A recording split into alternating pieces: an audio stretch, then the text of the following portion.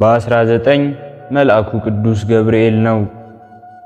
በ19 ቀን ሊቀ መላእክት ቅዱስ ገብርኤል ይውላል። ታሪኩም እንዲህ ነው። እግዚአብሔር አምላክ መላእክትን ፈጥሮ የፈጠራቸው ተመራምረው ያገኙ ሲል ተሰወራቸው።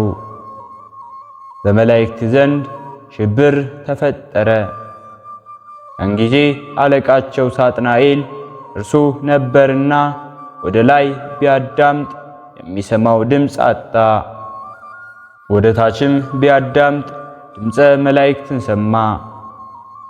እርሱም እኔ ፈጠርኳችሁ ልበልና እኔ ልንገስባቸው ብሎ አነ ፈጣሪሆሙ ለእሉ ፍጡራን አለ። ያን ጊዜ ተከፋፈሉ።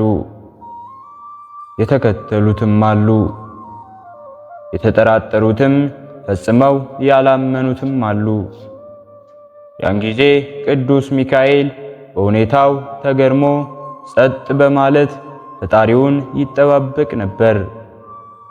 ፈጣኑ መልአክ ቅዱስ ገብርኤልም ፈጠን ብሎ ቆመና ንቁም በበህላዊነ እስከንረክቦ ለአምላክነ በማለት አሰምቶ ተናገረ።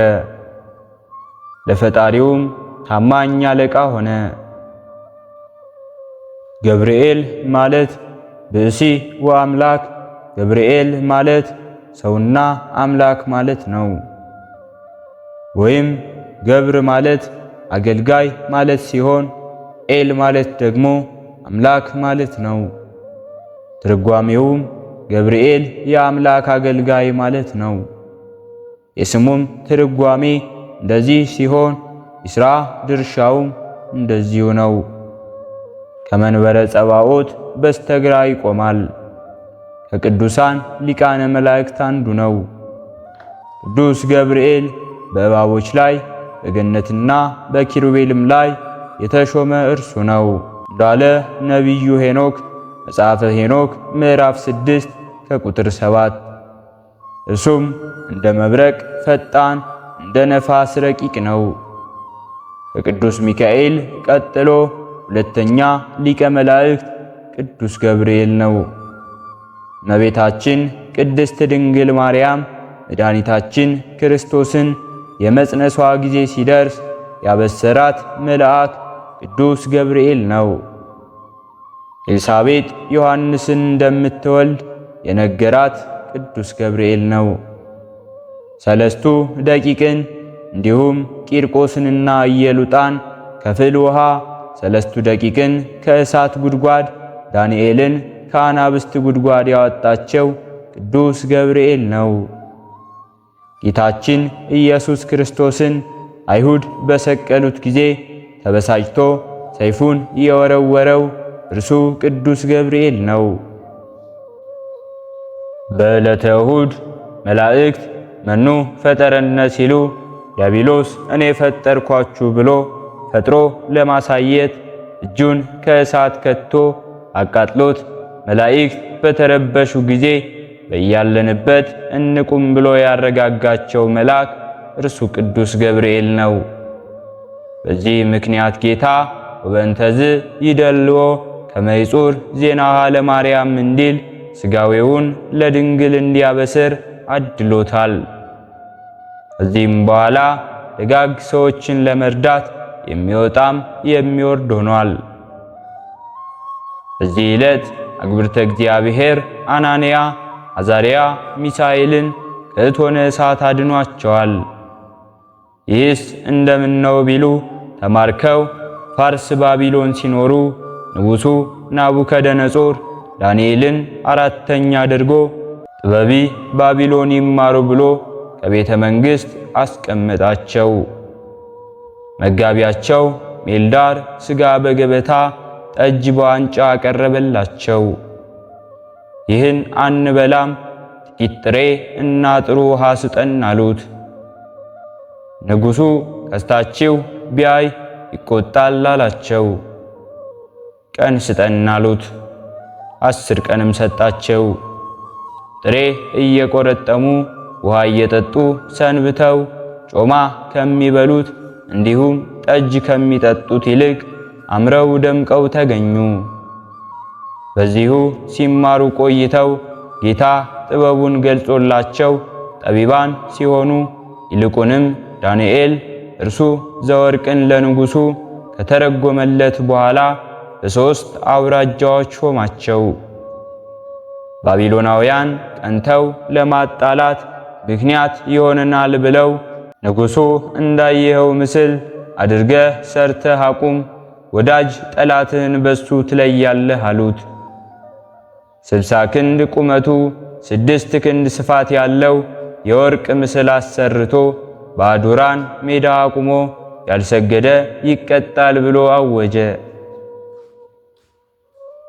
ሁሉ ሲሰግዱ 3 ደቂቃ አንሰግድም አሉ። ነርሱም ሄደው ነገሩት። አስጠርቶ አንሰግድም አላችሁን አላቸው። እነርሱም አዎን አሉት። መኑ ያድኅነክሙ እምኔ ማን ያድናችኋል አላቸው። አሎነ አምላክነ ዘፈጠረ ኪያከ ወኪያነ እኛንና አንተን የፈጠረ አምላካችን ያድነናል አሉት። እሳት አስነደደ። ነበልባሉ 49 ክንድ ሆነ። ከዚህ በኋላ ኃያላኑን መርጦ የኋሊት አሳስሮ ከእሳቱ አስጣላቸው። እኒያን ወላፈኑ ገሏቸዋል። ባቢሎናውያንም የቀደመው እሳት ሲጠፋ ጨማምረው አነደዱባቸው። እነርሱ ግን ምንም ሳይሆኑ ይትባረክ እግዚአብሔር አምላከ አበዊነ ስቡኒ ውእቱ ወልዑልኒ ውእቱ ለዓለም እያሉ ሲያመሰግኑ አድረዋል። ጠዋትም ናቡከደነጾር ከሰገነቱ ሆኖ ሲመለከት 4 ሆነው በእሳቱ ውስጥ ሲመላለሱ አይቶ ትናንት 3 ሰዎች አስረን ከእሳቱ እቶን ጥለን ነበር፣ ዛሬ ግን 4 ሆነው ከእስራታቸው ተፈትተው በእሳቱ ውስጥ ሲመላለሱ ያለው እንደውም 4ተኛው የእግዚአብሔር ልጅ ይመስላል አለ። ወዲያውም ከእቶኑ ሄዶ አንትሙ ሲድራቅ ወሚሳቅ ወአብደናጎ አግብርተ እግዚአብሔር ንዑ ጻኡዝየ ኑ ውጡ አላቸው። ብርር ብርር እያሉ ወጥተዋል። በልብሳቸው ላይ ጥላት እንኳ አልተገኘም። ናቡከደነጾር ይህን አይቶ ይትባረክ እግዚአብሔር አምላከ ሲድራቅ ወሚሳቅ ወአብደናጎ ዘፈነወ መልአኮ ወአድኃነ አግብርቲሁ መልአኩን ልኮ ባለሟኖቹን ያዳነ የሲድራቅ የሚሳቅ የአብደናጎ አምላክ እግዚአብሔር ይመስገን አለ። ንጉሡን እውነት መሰለ፣ እነዚህ መሰሪያቸው ነው አሉት። ባቢሎናውያኑ በስራይ ከሆነማ ከእናንተ የሚበልጥ የለም፣ በስራያችሁ ዳኑ ብሎ ከእሳቱ ጨምሯቸው ተቃጥለዋል። ንጉሡም ከሲድራቅ ከሚሳቅ ከአብደናጎ አምላክ እግዚአብሔር በቀር ማዳን የሚቻለው የለምና እርሱን አምልኩ ብሎ አዋጁን አውጇል። እነሱንም በሹመት ላይ ሹመት በክብር ላይ ክብር ጨምሮላቸዋል። የመላእክት አለቃ ገብርኤል ቅዱስ ምስራች ነጋሪ መጋቢ ሐዲስ በዙሪያቸው ከትሞ የሚፈሩትን ይታደጋቸዋል ከስቃይ እቶን እሳቱን አጥፍቶ በበትረ መስቀሉ ሲዘምሩ አሉ ይትባረክ እያሉ መከራው ጸንቶብን ጨንቆን ስንጠራው ሳይዘገይ ይደርሳል በግሩም ግርማው ግና በኃጢአት እናስመርረው ቀስፈናል የአምላክ ስም በእርሱ ላይ ነው። የቅዱስ ገብርኤል ረድኤቱ በረከቱ አማላጅነቱ ተራዳይነቱ ከሁላችን ጋር ይሁን። በሁለተኛነት የምናከብረው በዓልም ኤስድሮስ ሰማዕትን ነው። አገሩ አንጾኪያ ነው። አባቱ በላውን እናቱ ሶፊያ ይባላሉ። እግዚአብሔርን የሚፈሩ ሰውን የሚያከብሩ ደጋጎች ነበሩ።